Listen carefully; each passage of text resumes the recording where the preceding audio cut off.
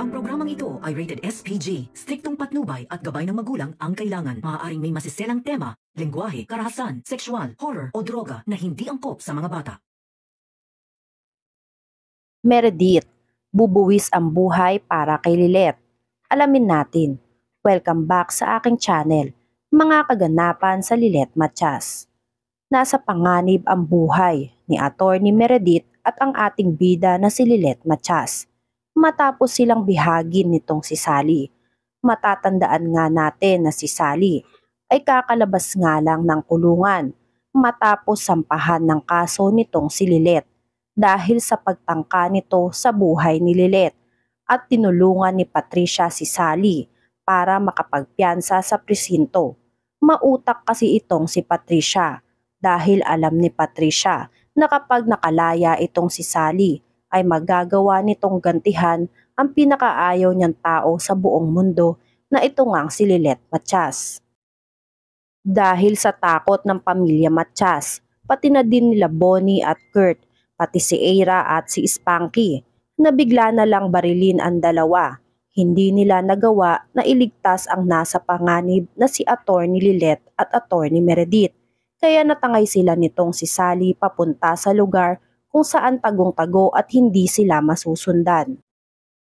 Sinubukan sundan ni Bonnie at Kurt itong sila Sally, pero pinaputukan sila ng baril ng mga ito, kaya walang nagawa ang dalawa kundi bumalik sa loob at ibalita sa lahat ng naiwan sa loob ng bighag na natangay na ni Sally ang dalawa na si Meredith at ang ating bida na si Lilet Matias.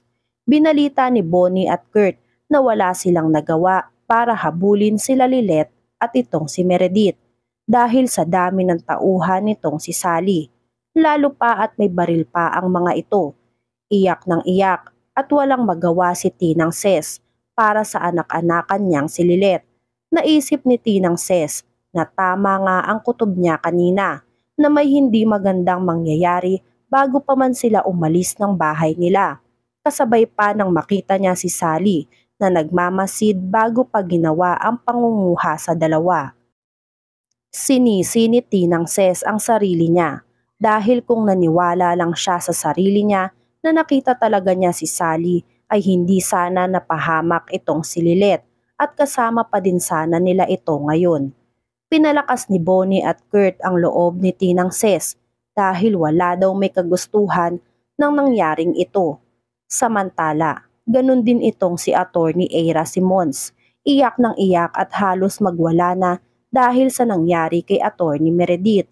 Hindi akalain ni Eira na handang isakripisyo ni Meredith ang buhay nito para lang kay Eira.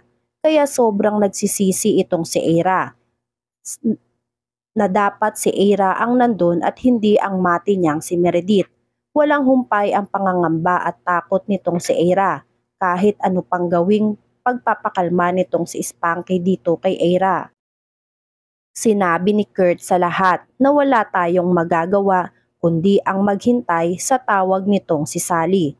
Dahil panigurado na kinuha at hinostage nitong si Sally, si Meredith at si Lilet dahil bukod sa galit nito nang matalo sa kaso ay paniguradong nangangailangan din ito ng pera, gaya ng paghingi nito ng pera kay Attorney Eira. Samantala, takot na takot si Attorney Meredith, pati itong si Lilet, sa maaaring gawin sa kanila nitong si Sally. Dahil nilalamon na nga itong si Sally ng galit dahil sa nangyari sa kapatid niyang si Carding.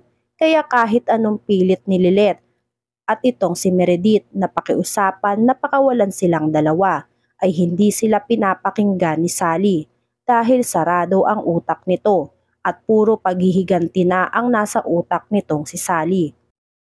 Samantala, pag-uwi ni Patricia at Trixie sa bahay nila, tuwang-tuwa si Patricia sa nangyari dito kay Lilet at bonus pa nga na magkasama ang dalawang mag-ina sa panganib dahil kahit hindi natuloy ang masamang plano sana ni Patricia dito kay Lilet ay si Sally na daw ang gumawa nito para sa kanya at mas malala pa sa gagawin sana nitong si Patricia dito kay Lilet. Kaya ganun na lang ang tuwa nitong si Patricia nang malaman na nandoon itong si Sally. Samantala, Ito namang si Trixie ay hindi makapaniwala at nag-aalala si Trixie para sa kaligtasan nitong si Lilet sa kamay nitong si Sally dahil nasaksihan ni Trixie ang galit na nalanalantay dito kay Sally na parang walang sasantuhin kahit na sino.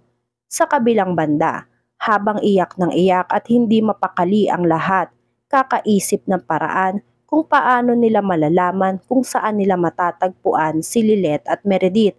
Biglang tumunog ang cellphone nitong si Eira. Tinanong ni Eira si Sally, "Sally, saan mo dinala ang mami ko?" Lumapit agad si Eira sa pamilya Matias nang marinig ang boses nitong si Sally.